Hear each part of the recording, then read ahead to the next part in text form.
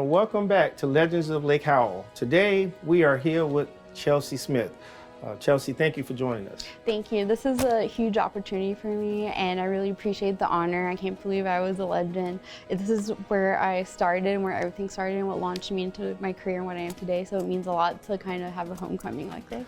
That's great. So my first question for you is, what inspired you to become an artist?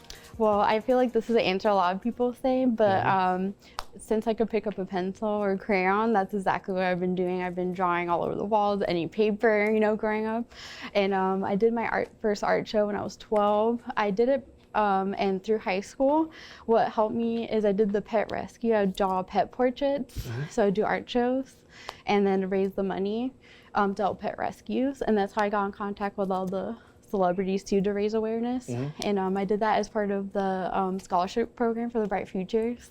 So I did a correlation with all three of them.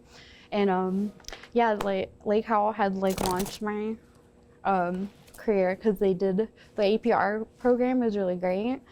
And I got the Dorley Russell Scholarship. I got the Bright Future Scholarship. I got to apply real world application for art shows such as the Congressional Art Award, and then the Sanford Historic Trust. I got to participate in different art shows and awards, so that was really cool.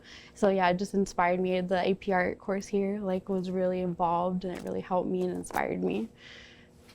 Well, you're going to get an opportunity to talk all about Lake Howell and all about your favorite teachers, but you have a different type of art that you do. And I've got to read it because I want to make sure that I say this correctly. Yeah. So this is copper plate etching printmaking, correct? So tell me about that. How does that work? And I see that you have something here, so just kind of I can walk you through that. Yeah.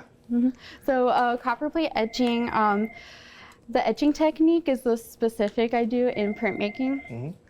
And so printmaking, my favorite artists are Rembrandt and Albert Durer, and these are Dutch Renaissance artists in the 15 and 1600s. So if you look over here at my printing press, this is the same technique and technology they used back in the 1600s.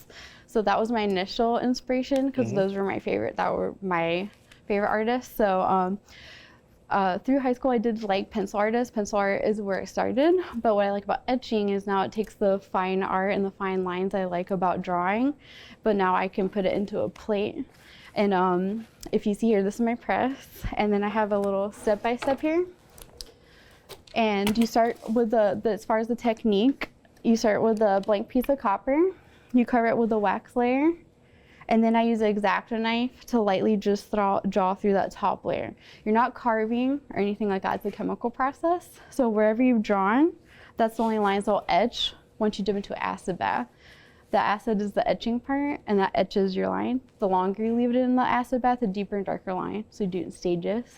Then once you're done, you can you have your blank plate here. Your lines are now etched into your plate. So it's kind of hard to see here, but once you ink it, the ink will stay in the lines you've drawn. Now the cool part is you can ink it whatever color you want, and you use any paper, you ink it, the ink stays in those lines. And then you would put it on your press. You get your blank piece of paper, and then you crank it through on high pressure. When you pull it up on the other side, you have your image, and it's pressed into paper, but it's also reversed. So now you can make multiples of any color paper, any color inks. So all of the work that we see here, you did it with using this machine? Yeah. Well, this is a smaller one. The one at home is about 2,000 tons or 2,000 pounds. It's huge, and it takes up half a room. So this is a smaller one that I do for smaller pieces. But if you see in all my frame pieces behind me, I include a copper plate. So you can kind of see the process here and here. This is a full size. That way you can see the process of etching, and you can see how it prints into the paper. And I think that's interesting to display it like that because not many people know about the process, so I can educate them on that. So you mentioned that this was an older technique. How did you find it? Where did you find the equipment? Oh yeah, yeah. So I did. I went to Seminole State on the Dorley Russell Scholarship and the Bright Future Scholarship. So I stayed local. I went to Seminole State, and that's where I learned the etching technique. And my favorite artists, like I said, are the Rembrandt and the Albert Durer. So I had that as my reference point. And then when I took the class and I fell in love with the process, they did have all the equipment there because everything's heavy duty. There's acid, there's oil-based inks, there's mineral spirits. It's like I have to use goggles and hazmat. Like I have to be careful. I got gloves. Like everything is like crazy. So I did all the equipment they had there, and then over time when I was doing the shows, like I said, when I was starting with like 16 in high school, I would do the little shows. And I didn't start with anything fancy or big. I just had my table, I just had my prints, my little like chair, and then I would go out to the wine art walks around town from 6 to 9, sell my prints, and then over time, like I would sell more prints, or however long I would get enough money to get another table, get a bigger tent, and then over time, through college, as I got bigger and bigger, and then like my business got bigger and bigger, I was able to eventually get my own press, and then all my big giant 2,000-pound press, and like get all my equipment ready and kind of have a home studio. But it took doing it like through art shows from scratch to build up to that. So you mentioned earlier that you did like pencil art. Yes. So how did you evolve into this? Like how did the art come to something like this? What did you, just one day you saw someone doing it, or what? How did this come about? So the pencil art was my first love. I love detail. As you can probably tell by all my pieces, I'm hunched up like this. It would take me 100 hours or more. I've always been like that, very meticulous, perfectionistic. I'd be like this. What I love about pencil is the detail. I love detail. What I love about printmaking is it takes what I love about drawing and it expands on it. With drawings and pencil drawings, you get a 1 of 1, and that's it. You do your pencil drawing, it's grayscale or black and white, and then that's it, you're done. With etching, now I can take my love of fine art or fine lines and then put it into the copper plate. And now you can experiment with any kind of paper. You can do black paper, silver ink like over here. You can do any variation of paper. You can do sepia. So it takes the line art, but now I can do any crazy colors and papers with it. It kind of takes what I like and makes it funner. And I think it's cool because it kind of keeps alive the etching printmaking technique. What Rembrandt did is kind of dying out because of all the technology we have. There's digital art, we have printers, so this technique's kind of dying out. So I think it's cool to keep alive the technique that my favorite artists use in the 1600s alive today. So let's take this piece here. Yes. How long would you say that it would require you to complete this? It could be up to 100 hours or more, like I said, because of the technique. I'm very meticulous. So when you're etching, it's not that you just go through the process. You have to wait a lot. So you'll like dip in your acid, wait an hour, take it out. So it's all that. And then even the printing process, like if you see that one's multicolor, I have to hand ink it. That could take up to 30 minutes. So like it might take 100 hours for a plate, and then it will still take, up to 30 minutes or more to ink and then print it after. So it takes a very long time, but I love it. So when you look at a piece like this, Yes. What inspires you, or what do you think about? Do you say, like in this case, this is a ram? Do you say, well, today I'm just going to do a ram, or just like what inspires you? What do you think about? What goes through your mind when you decide to design a piece or create a piece? So right now, as I mentioned before, because I love the old Renaissance masters, I also think I'm really interested in history. So all of my pieces right now are based off of mythology. And my first series is behind me. I have my Celtic mythology series. My grandma's from Ireland, my mom's from England, so I used to spend summers there, and it was like a way to kind of look into my my history and kind of look at all the mythology in Ireland, Wales, and Scotland. And so different mythologies, I like to take really old mythology and kind of make it new. Just like what I do with my medium is I take something old. And just looking at your art, and you have quite a bit here, do you have a favorite? Of all the work that you've done, do you have a favorite? So it is a hard question because they all mean different things. But right now, I really like my lion right here. That one's my current favorite. The one behind me was the first one I ever did to start off. It was my first etching I ever did, and it was the first one to start off my series. I won the Mount Dora post art with this piece, so it's very special. It's my first one. It's what helped me got to the next level. And then also I have to say Aries because I'm an Aries. So basically these three are like my top three right now. So it looks like there's a combination of, you know, your inspiration from your family, but also you mentioned that you love history as well. So there's a lot of background that goes into this. And in looking at your site, you have like quite an array of people who buy your work. Tell me about the people who buy your work. Is it like just regular people, celebrities? Tell me about that. Yes, it's a little bit everyone. So as I mentioned before, when I was doing the pet portraits, I initially did that to help raise money for Pet Rescue by Judy and Pet Rescues.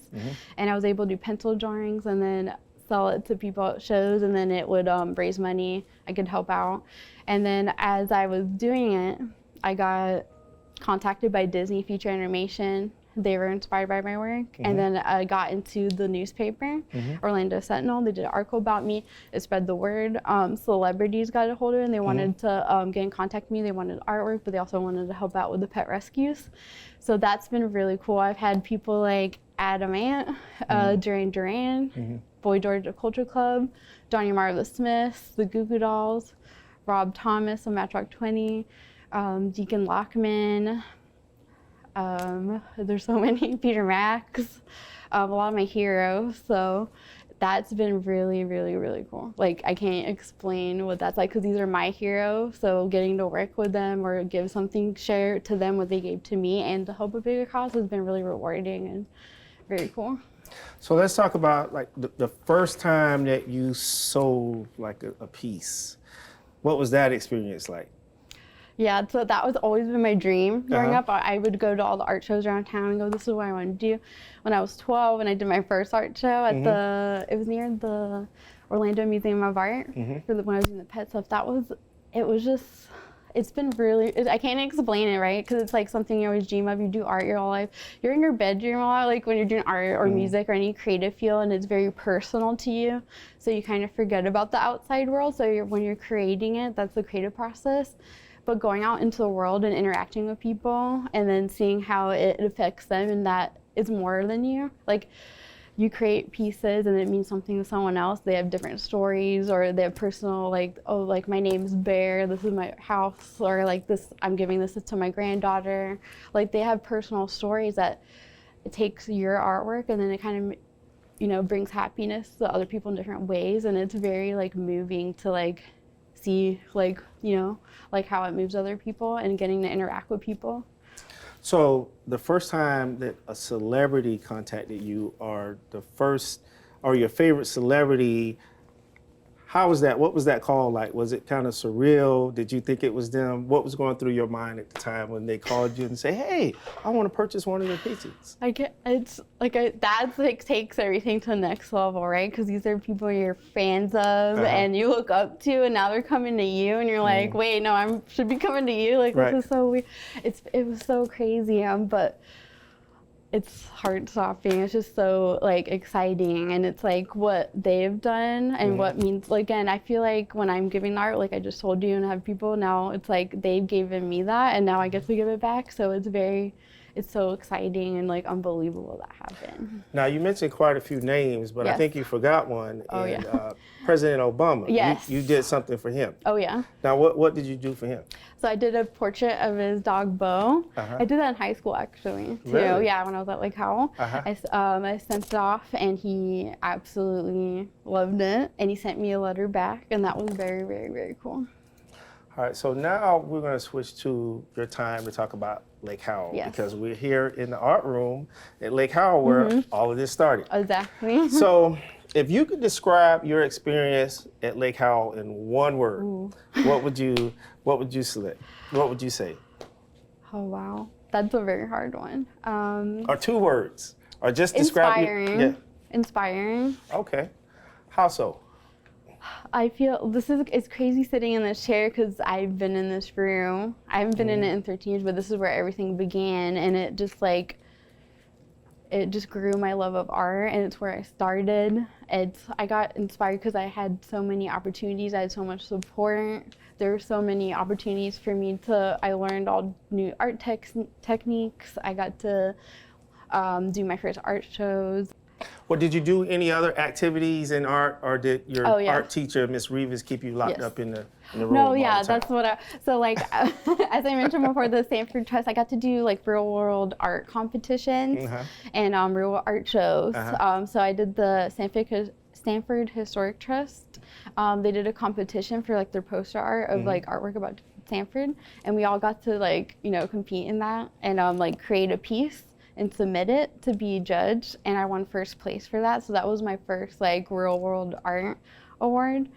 And then for the congressional art competition, we also got to submit for that, and I was a runner-up, and I got to like meet the Congress people. My art got to be in there in DC.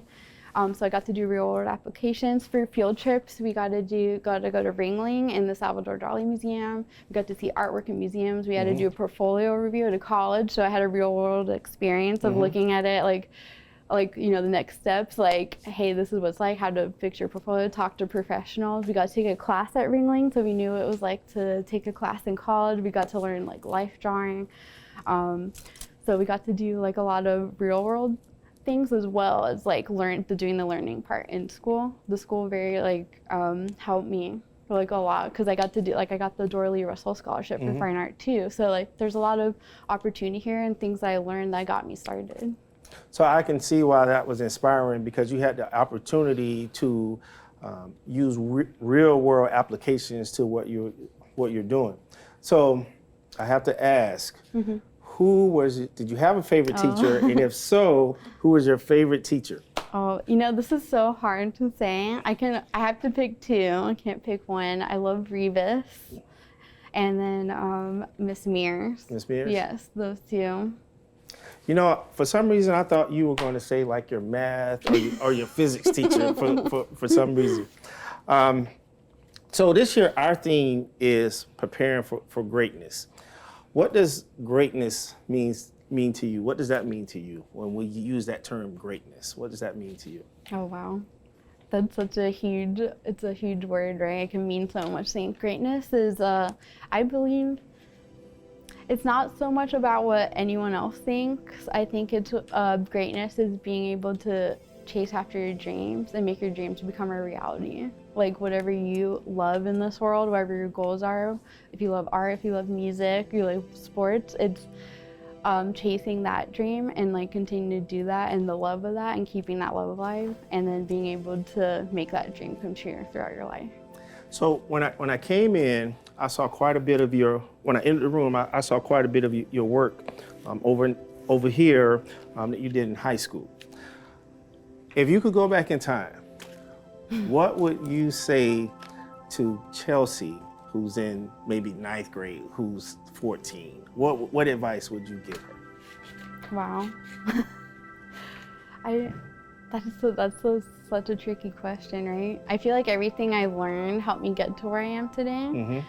But I was always so determined, and I was so single-minded towards my goals. I guess I would tell her that, like, you made it, like you got to do, sorry if I get teary, you got to do the shows, you got to meet all the celebrities, you got to do art shows, which you always wanted to do, and you got to accomplish everything you ever wanted. So last question, that's great. Yeah. And that's very inspiring, and that's why you're here, so that you can inspire our students and just encourage them that if there's something that they enjoy doing, that they can just stay on that track. Yes. So one last question for you. If I'm interested in purchasing your work, where can I find it? I know you have an art show or something that's coming up soon. Yes. So I do have a new website, artbychelsea.com. You can follow me on social media too. It's Art by Chelsea or Art by Chelsea Smith on Instagram, on TikTok, all those. You can follow me with my process videos. I mainly do art festivals right now. So all the ones locally in Selma, Orange County, like the Altima Art Festival coming up, like Sanford Art Festival. I stay local, and if you follow me on there, I'll post where I am. So I'll be doing those. I mainly do all the art shows around town. Yeah. Well, thank you for taking the time to join us today. Oh, thank you. All right. I actually have one present for you too. I wanted to. You have a present? Yes. All right. Yes. We like presents. I have a surprise for you. Oh boy. I made this just for you. Just for me? Yep. All right. I got you original piece of artwork. Oh, wow, look at that. It's a copper plate etching. And I did the school logo, and I did it in the school colors for you. So now you can see the process, and you have an original piece of artwork. So we'll make sure that this goes in the front office. So it's not just for me, but we'll share it with everyone. First, because it's great, and we like it, but also because it's someone from our school who did the work, who sat in the classrooms here, and we are happy to know that we made a difference and an impact in your work. Yeah, so thank you. I appreciate that. I want to give back to you guys for everything you did to me, so I'm glad I could do that for you. And thank you for everything in this opportunity. It's been absolutely amazing, so thank you. Thank you. Thank you.